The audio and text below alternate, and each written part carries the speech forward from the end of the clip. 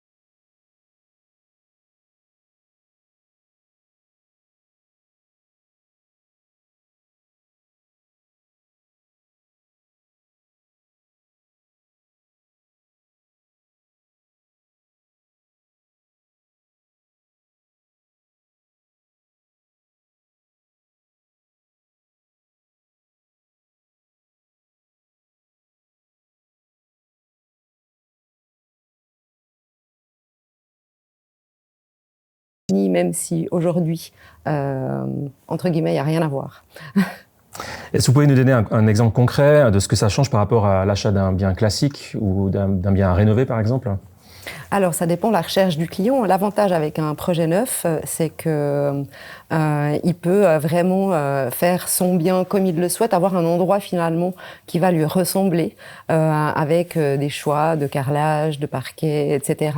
Au niveau intérieur, avec des garanties aussi qui sont données légales, donc qui vont le sécuriser aussi, sécuriser l'acheteur. Et nous, on est vraiment là pour l'accompagner vraiment du début à la fin. Avec le promoteur, avec l'architecte, avec les choix, et que ça puisse bien se passer jusqu'au terme, jusqu'à la remise des clés. Ok. On entend parfois que c'est risqué d'acheter quelque chose qui n'existe pas encore. Comment vous répondez à ça ? Alors c'est risqué, oui ou non, c'est un challenge parce qu'on achète quelque chose qu'on peut pas matérialiser de suite. Mais nous on est là justement. Alors ça peut être dangereux si ça n'est pas vérifié en amont. Nous on est là vraiment pour vérifier la solvabilité. Donc c'est votre rôle aussi. D'abord du promoteur, bien sûr, envers nos clients. On travaille pour les promoteurs, on vend leurs projets, mais les clients nous font confiance. C'est aussi notre marque qui nous fait être obligés de vérifier ça pour eux. Donc la solvabilité du promoteur, eux aussi les suivre dans leur financement, pouvoir les conseiller au mieux pour cet achat. Très bien. Et justement, au niveau fiscal ou énergétique, il y a un avantage à acheter du neuf ? Alors au niveau énergétique, oui, parce que vous allez rentrer dans un bien où il y a toutes les nouvelles normes. C'est des biens qui ne vont pas nécessiter des gros travaux en termes du logement ou de l'immeuble.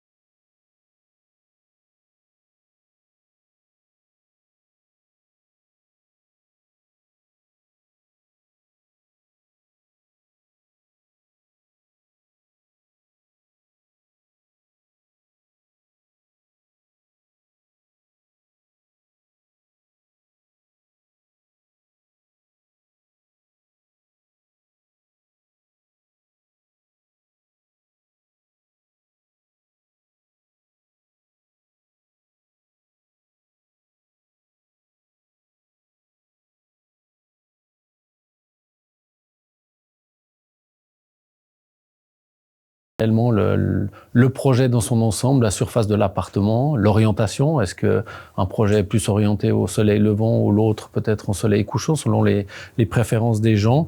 La surface habitable, bien entendu, et puis le niveau de qualité de la construction qu'on pourra contrôler via un descriptif technique que le constructeur ou l'architecte aura rédigé et qui va donner le niveau de standing et le niveau de finition avec des budgets qui seront alloués pour l'appartement ou la maison. Ok. Et côté garantie, comment le droit suisse protège concrètement l'acheteur ? Alors, on est en Suisse, comme on dit, donc autant le constructeur, le vendeur que l'acheteur ont des droits, mais ont surtout des obligations. Et puis, quel que soit le moment où vous achetez un appartement, parce que peut-être qu'il n'est pas dehors de terre, comme l'a dit Isabelle, mais certaines fois, c'est déjà commencé ou c'est déjà presque terminé.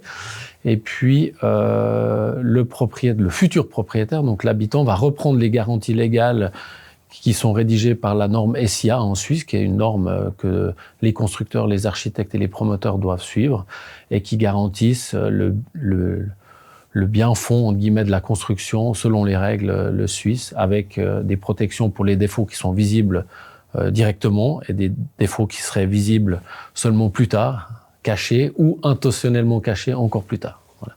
Okay. Donc l'acheteur est extrêmement protégé à ce niveau-là. Et si au niveau du promoteur, par exemple, il ferait faillite, ça reste une entreprise, comment ça se passe en cours de chantier ? Qu'est-ce qui se passe pour l'acheteur ? C'est une question qu'on a souvent parce que les gens achètent rarement plusieurs biens dans leur vie. C'est souvent une seule acquisition et puis ils nous disent « mais tiens, on signe aujourd'hui une vente à terme, c'est-à-dire on va mettre 20% de notre fortune dans quelque chose qui nous sera livré peut-être dans une année ou 18 mois. Qu'est-ce qui se passe s'il y a un bug au milieu ?» Heureusement, dans ces situations-là, on a un bras de levier qui est beaucoup plus fort parce que on a encore 80 ou 80% à disposition pour régater. Je ne l'ai en 17 ans jamais vécu, heureusement. C'est une bonne chose. C'est quelque chose d'extrêmement rare. J'ai entendu dire que des projets avaient été laissés tomber à l'abandon et puis que les acheteurs avaient dû reprendre les droits et les obligations du promoteur. Donc, heureusement, c'est extrêmement rare et ce qu'il faut contrôler via la banque, via le notaire qui vous protège au niveau du droit public et via le courtier de savoir qui est derrière le projet, qui est le promoteur, est-ce qu'il a les reins solides, est-ce qu'il a des garanties bancaires en suffisance, qui est le constructeur, est-ce qu'il a les reins solides et est-ce qu'il a des garanties financières en conséquence et puis quelles sont aussi leurs références historiques, est-ce qu'ils ont déjà construit, est-ce que le promoteur a déjà fait un projet. Donc le notaire, le banquier sont des gens neutres qui devront rendre réponse aux acheteurs pour garantir ou en tout cas sécuriser les clients ou pas. Mais heureusement, nous on le fait aussi en amont pour éviter de proposer. Contrôle, hein. On a ce contrôle pour éviter de vendre quelque chose dans lequel on ne croit pas au niveau de la construction, au niveau de la banque. On s'en assure en amont. Et quand on achète sur plan, le prix affiché, c'est le prix final ou il y a des coûts cachés ? Comment est un peu composée la facture ? Rien n'est caché, tout est indiqué dans un projet d'acte de vente. Le prix affiché est souvent le prix de l'appartement, sur lequel il faut parfois ajouter le prix de une ou deux places de parc. Mais il n'y a rien de caché à ce niveau-là. Et puis à ça, il faudra ajouter bien entendu des impôts cantonaux et communaux quand on achète. En Suisse, on doit payer un impôt, on a l'habitude. Et puis là-dessus va s'ajouter les frais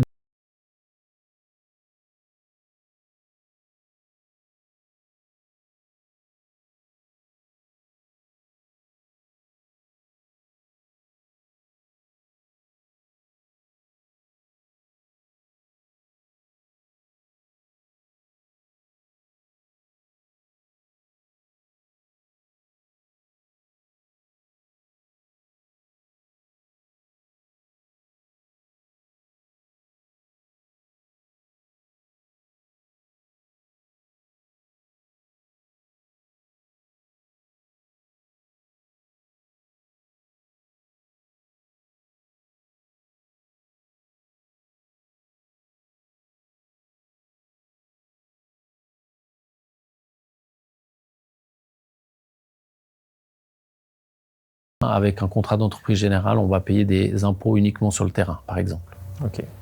Et à prestation équivalente, est-ce que c'est moins cher d'acheter du neuf versus de l'occasion, j'ai envie de dire ? Ouais, c'est toujours la revente. Oui, c'est moins cher d'acheter du neuf que de la revente parce que on va acheter quelque chose qui est terminé, qui est d'actualité en termes de normes et d'écologie, par exemple, pour lequel pendant 10, 20, 30 ans, on n'aura pas de gros frais d'entretien pour notre bien. Et puis, bien souvent, on va choisir un appartement sur plan qui sera peut-être livré dans 12 ou 18 mois. Et on le constate souvent, voire toujours, qu'entre le moment de l'acquisition et de la livraison au client, le marché a continué à augmenter. Et puis, si l'acheteur voulait revendre directement son bien, il peut le revendre déjà plus cher qu'il l'a acheté. Ça, voilà, donc le temps fait que le marché va rattraper le risque, entre guillemets, parce qu'on en a parlé avant, c'est difficile d'acheter sur plan qui n'existe pas. On doit attendre. On est souvent impatient quand on achète quelque chose et il faut attendre que ça se réalise pour avoir quelque chose de neuf, tout simplement. Ok. Pour un appartement, on parle souvent de charge PPE. C'est quoi exactement et quel montant il faut s'attendre ? Alors, il faudra demander au courtier via le promoteur un budget des charges parce qu'on va faire une simulation avec des professionnels, un administrateur PPE. Et les charges vont indiquer des charges de chauffage, des charges d'entretien futur de l'immeuble déjà, et puis des charges communes d'assurance, d'électricité des surfaces communes, de l'ascenseur, etc., du garage. Voilà, c'est des charges qu'on appelle communes et individuelles via les charges d'électricité ou comme ça, qui sont des simulations qui existent et qui sont à disposition en amont de l'acquisition. Donc on va dire ça va coûter normalement, avec l'administrateur, on va faire un calcul, ça va vous coûter 300 francs par mois de charge. Et puis, au bout d'une année ou 2 ans d'exploitation, on va adapter ces charges. Avec la réalité. Avec la réalité. Donc, est-ce que c'est 350 au lieu de 300? Est-ce que c'est 275 au lieu de 300? En fonction et c'est les copropriétaires ensemble qui définissent le budget ensuite d'entretien futur de l'immeuble et des coûts d'entretien. Et j'imagine qu'un immeuble neuf coûte moins cher en charge qu'un immeuble vieillissant, ou c'est pas nécessairement toujours le cas? Oui, la grosse différence se fera principalement sur le système de chauffage. Aujourd'hui, on installe beaucoup de pompes à chaleur. Les panneaux solaires sont obligatoires. Des fois, il y a des panneaux solaires thermiques. Donc, tout ça amène des diminutions de charges communes et directes à son propre bien. Donc oui, aujourd'hui, d'acheter dans un bien neuf coûte moins cher que dans une maison qui a 60 ans.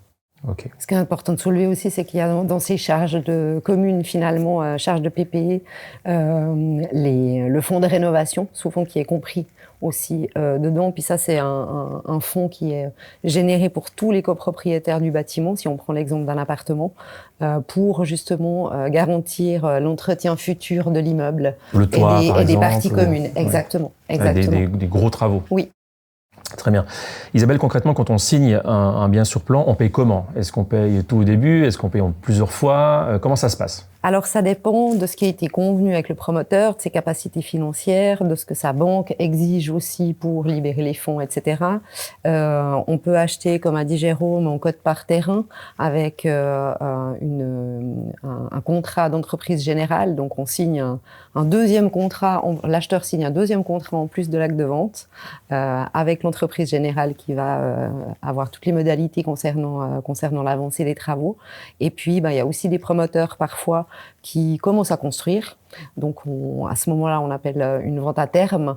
Ça veut dire qu'il y a tant de pourcentage à la réservation, à l'acquisition, à la signature chez le notaire, et puis le solde à la remise des clés, ou alors c'est en 2 tranches. Enfin, il y a pas mal j'ai vu pas mal de modalités différentes, en fait, mais tout ça, c'est en amont, c'est discuté avec le promoteur, c'est clair, c'est écrit et c'est transmis à l'acquéreur de suite. C'est aussi nécessaire pour lui pour qu'il puisse aller voir sa banque avec des informations claires. Et pour l'acheteur, la banque, elle rentre en compte tout de suite, en fait, à la signature? Alors, oui, elle rentre en compte tout de suite. Si c'est une vente en code par terrain avec un contrat d'entreprise générale, le client va devoir, l'acheteur va devoir payer des intérêts directement à sa banque. L'hypothèque est faite de suite, en fait. Et on va demander de toute façon que ce soit un système en vente à terme où on paye 20% tout de suite et 80% à la livraison, donc il n'y a pas de crédit intercalaire, il n'y a pas d'intérêt intercalaire. Même à ce moment-là, le courtier ainsi que le notaire va demander des garanties bancaires aux clients qui achètent. C'est-à-dire qu'on va lui dire, OK, vous achetez cet appartement à un tel prix, moi j'ai besoin que votre banquier nous garantisse que vous pourrez payer le prix final à la sortie. Voilà. Donc le banquier, même s'il ne doit pas intervenir dans les fonds du client doit intervenir dans la garantie que le client a la capacité d'acheter cet appartement. Et justement, j'ai envie d'acheter un appartement que vous vendez. Je dois préparer quoi? Qu'est-ce qu'il faut qu'en tant qu'acheteur, je dois préparer avant de venir vous voir en disant j'aimerais acheter cet appartement? Alors ça, on a vécu plusieurs frustrations de clients, c'est-à-dire que les gens viennent à des portes ouvertes, viennent dans nos bureaux, viennent visiter un bien sur le chantier directement quand on les invite à le faire, et puis tombent amoureux, coup de cœur, tiens, on adore cette maison, on adore cet appartement, on aimerait le réserver, comment ça se passe? Et puis bien souvent, on va leur demander de verser un acompte, un premier acompte de réservation chez le notaire directement, mais qui doit être accompagné d'une attestation de financement. Parce que de payer un acompte de réservation, c'est une première étape, mais il faut qu'on ait la confirmation que les clients aient les moyens de le faire. Parce que des fois, ils ont fait des calculs à la maison ou sur des simulateurs en ligne ou avec des copains banquiers, etc. Puis au final, ils n'ont pas tout pris en compte, le deuxième pilier, le troisième pilier, la tenue des charges, etc.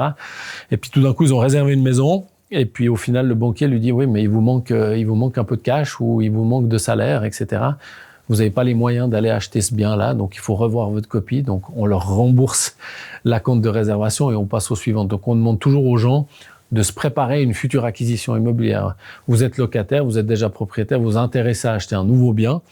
Allez voir votre conseiller bancaire.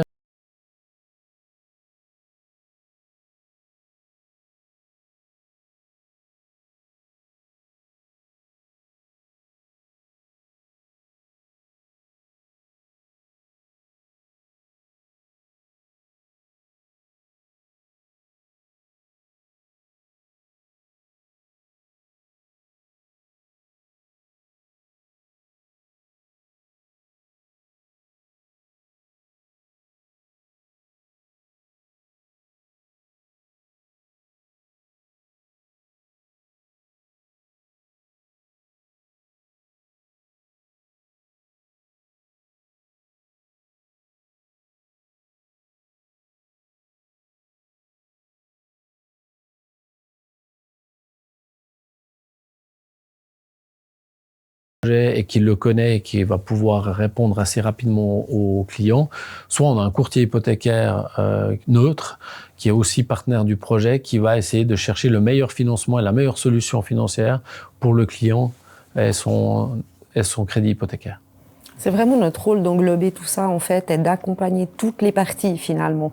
Au départ d'un projet, on va faire valider les montants des appartements, par exemple, aux banques, pour être sûr que nos clients seront financés. Quand les clients arrivent, on les accompagne aussi auprès de la banque ou auprès de leur conseiller. En tout cas, ouais, c'est important. Il faut que tout fonctionne, parce que sinon... Il faut que tout fonctionne. J'ai déjà entendu des gens qui avaient été signés chez le notaire.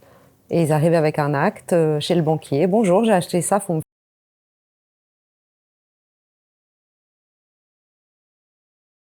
C'est de réunir tous ces acteurs autour d'un achat et d'accompagner le client qui ne connaît pas le droit de la construction, qui ne connaît pas tous les aspects de la fiscalité ou de l'emprunt hypothécaire. C'est de l'aider à trouver les bons acteurs qui vont le conseiller au mieux pour sa situation, en gardant la distance et le secret, bien entendu, pour nous, et puis qu'il puisse acheter ce qu'il a envie selon ses désirs. Isabelle, quand on achète sur plan, donc j'ai acheté mon appartement, est-ce que je peux vraiment tout changer sur cet appartement neuf, la cuisine, les murs, je peux casser des murs, c'est quoi les limites finalement, puisque c'est pas encore construit nécessairement, que j'ai pour personnaliser mon appartement? Oui, justement, ça dépend de l'avancée du chantier.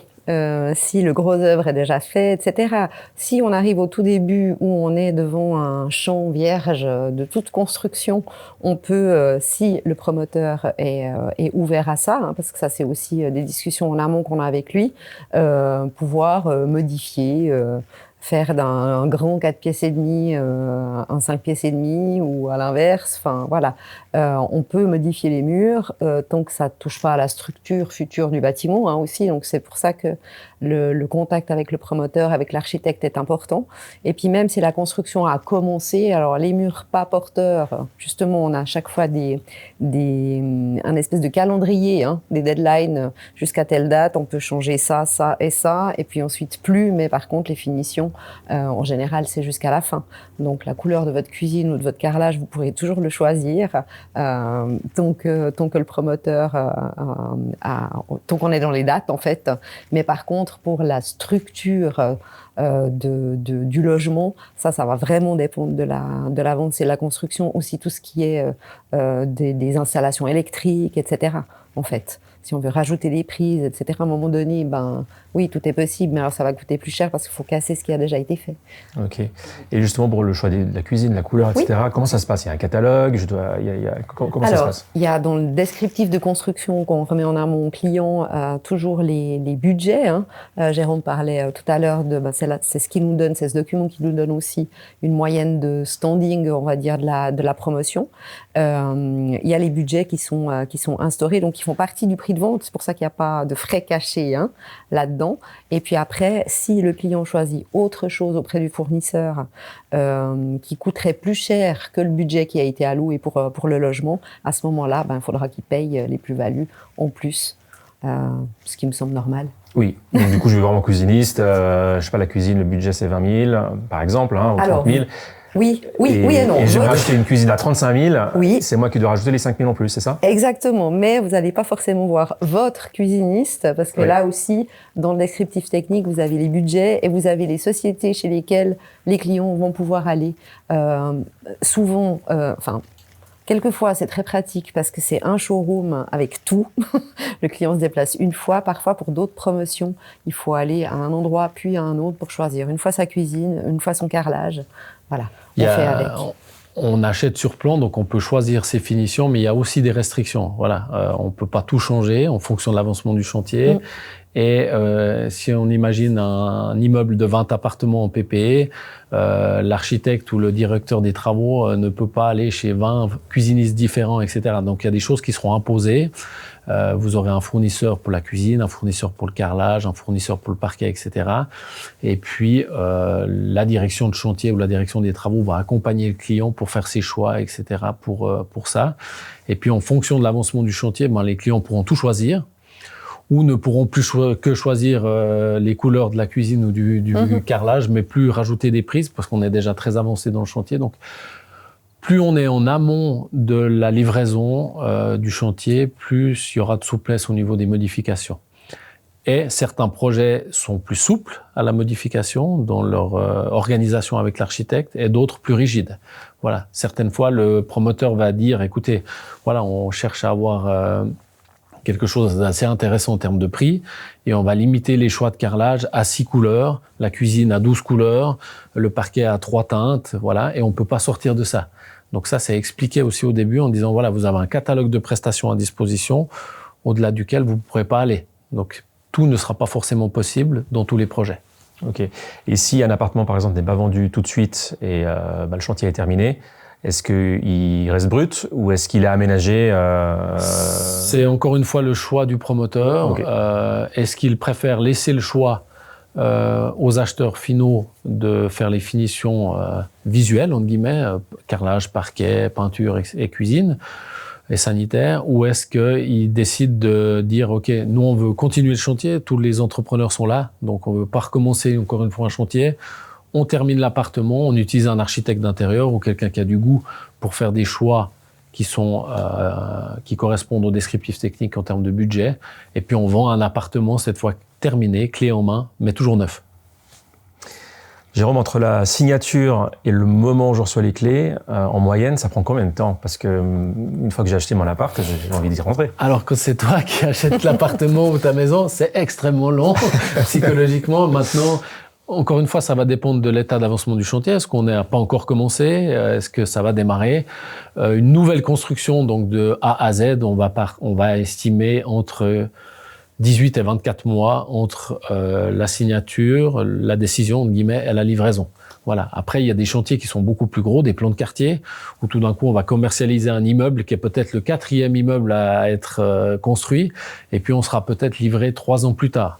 Mais un projet neuf standard, on compte environ 18 mois entre la signature et la livraison. Est-ce que les retards sont courants ? Si il y a cette promesse-là, est-ce que... J'ai heureusement aussi eu peu d'expériences négatives à ce sujet parce que les promoteurs prennent beaucoup de marge. pour éviter de dire on vous livre au mois de juillet et puis finalement ce sera au mois d'octobre, parce que c'est extrêmement compliqué pour le futur acquéreur, c'est extrêmement compliqué pour le constructeur, etc. Donc ils prennent toujours un peu de marge pour éviter ce genre de situation. Donc il y a souvent des bonnes surprises en disant finalement votre appartement qu'on voulait vous livrer au mois de juillet, il est aussi disponible au mois de juin si vous pouvez vous en prendre propriété. Ils prennent la marge, et puis dans l'acte de vente que les acheteurs vont signer, souvent soit l'entreprise générale soit le promoteur s'engage à avertir les clients en tout cas 6 mois à l'avance, sous pli recommandé, pour dire voilà, dans 6 mois exactement vous allez recevoir votre nouveau bien. Okay. Et comment ça se passe justement la remise des clés? Il y a une visite, il y a une inspection, on vérifie si tout est bien fait, on signe quelque chose. Quel est un peu le processus une fois qu'on reçoit cet appartement? Alors souvent en cours de construction, l'architecte ou l'entreprise générale va organiser une visite en cours de construction pour répondre à la curiosité et aux demandes des clients qui veulent voir leur maison, leur appartement se construire, mais l'accès au chantier n'est pas donné aux clients. Voilà. Donc je peux pas aller quand je veux voir ce qui se passe? Okay. Non, ça reste quelque chose qui est sous contrôle de l'architecte et du promoteur, et sur demande, quelquefois, mais pas 15 fois pendant la construction, mais 1 ou 2 fois, peut-être le client pourra se rendre compte sur le chantier de son futur bien. Et puis, souvent, la livraison est organisée en 2 temps, c'est-à-dire qu'il y a une pré-réception du bien, c'est-à-dire qu'on va visiter son appartement ou sa maison, on va contrôler que ça correspond à ce qu'on a commandé, qu'on ne s'est pas trompé de carrelage, qu'on ne s'est pas trompé de cuisine. S'il y a des défauts, il peut y avoir une raye sur le parquet, il peut y avoir une raye sur la cuisine, il peut y avoir une porte qui a été mal posée ou mal réglée, ce genre de choses. Et souvent, ça c'est quelques semaines avant la livraison. Et puis le promoteur et le constructeur ont ce délai justement pour corriger ces petits défauts avant la livraison. Et au moment de la livraison, le notaire va contrôler que les fonds sont bien disponibles sur le compte, que l'appartement est conforme à ce que les clients avaient demandé avec cette pré-réception, et lui remettre les clés contre bon versement. Et puis ensuite, les clients, s'ils constatent des défauts, ça peut arriver dans le neuf, de toute façon, il peut y avoir une raye qu'on n'a pas vue derrière une porte ou des choses comme ça, doivent le déclarer tout de suite à l'entreprise de construction ou à l'entreprise générale pour qu'ils puissent corriger le défaut dans les délais. Et il y a une garantie ensuite, une fois que j'ai mon appartement Voilà, tous défauts constatés doivent être annoncés immédiatement. Donc, c'est des garanties pour les défauts visibles, entre guillemets. Et là, on est protégé aussi par la norme SIA. Et puis, il y a une seconde limite pour les défauts cachés et les défauts intentionnellement cachés. Mais là, on est protégé jusqu'à 10 ans. Ça va. On arrive déjà gentiment à la fin de ce podcast. Un peu le dernier mot pour clôturer. Si vous deviez donner un conseil à quelqu'un qui veut acheter sur plan, ce serait lequel, Isabelle? Choisissez un endroit qui vous parle et projetez-vous. Ça va lui permettre de se projeter pour sa vie, en fait. C'est un projet de vie, un achat, qu'il soit existant ou en projet neuf. C'est vraiment un projet de vie. Jérôme? Osez vous lancer, c'est pas simple de devenir propriétaire, il y a plein de choses qu'on ne maîtrise pas, donc faites-vous accompagner par le courtier, par le banquier, par le notaire, etc. Mais voilà, encore une fois, c'est une épargne dans notre vie que de payer un loyer, un emprunt hypothécaire plutôt qu'un loyer à un autre propriétaire. On s'y retrouvera de toute façon dans le futur, et puis c'est de créer un argumentaire en famille en disant voilà, qu'est-ce qui est important pour nous. Et puis après, on va peut-être devoir faire des concessions. C'est peut-être une question de budget, c'est peut-être une question d'adresse, plein de choses comme ça, mais de venir visiter, de poser les bonnes questions, et d'oser se lancer une fois qu'on a été conseillé, c'est génial.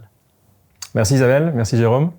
Merci à toi, Vince. À bientôt. Merci. À bientôt. Ce qu'on retient de cet épisode, c'est que c'est vraiment une opportunité, une vraie opportunité d'acheter sur plan, quand on est surtout bien accompagné et bien préparé. Donc, lancez-vous, comme l'a dit Jérôme. Et d'ailleurs, si vous avez un projet en tête, n'hésitez pas à contacter Switzerland Sotheby's par tous les moyens, site internet, téléphone. Ils savent vous accompagner et vous pouvez retrouver tous ces détails sur le site internet. On se retrouve tout bientôt pour l'épisode 3. Ciao. Vous écoutiez Real Talks, le podcast de Switzerland Sotheby's International Realty. Retrouvez-nous sur toutes les plateformes de podcast et n'oubliez pas de vous abonner pour ne pas manquer nos prochaines conversations.